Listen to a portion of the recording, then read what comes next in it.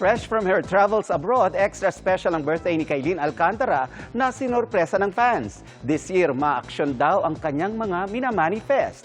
Alamin sa chika ni Athena Imperial. From work mode sa Canada to taking a break in Italy. Nag-jet to holidays abroad ang birthday girl na si Beauty Empire star Kailin Alcantara. Well, sa Italy, it's for a wedding and vacation po. So, relaxation mode. But nung nag-Canada na ako, I'm so happy na napuntahan ko yung mga Filipino communities sa Canada, sa Toronto, Ottawa, Calgary.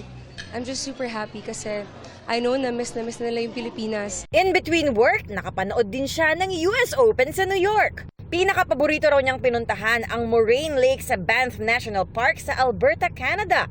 Nagustuhan daw niya ang tranquility ng lugar. He felt relaxed.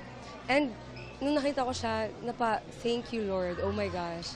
Gawa to lahat ng tatay ko, ng tatay nating lahat. Pagbalik niya sa Pilipinas, hinandugan naman siya ng fans ng isang party para sa kanyang 23rd birthday. May pa-games, performances at video greetings. Hindi ko in-expect na malaking event pala siya. Akala ko maliit na salo-salo lang. Thank you so much. Grabe, sobrang effort nyo. I really do appreciate all the love, support, and yung pagpoprotekta niyo sa akin. Thank you so much. Ngayong taon, may minamanifest na particular project si Kailin. Gusto ko magkaroon ng action series or movie, kahit ano po. Sino kasama, kahit na sino. Honestly, I can work with anybody. Athena Imperial updated sa Showbiz Happenings.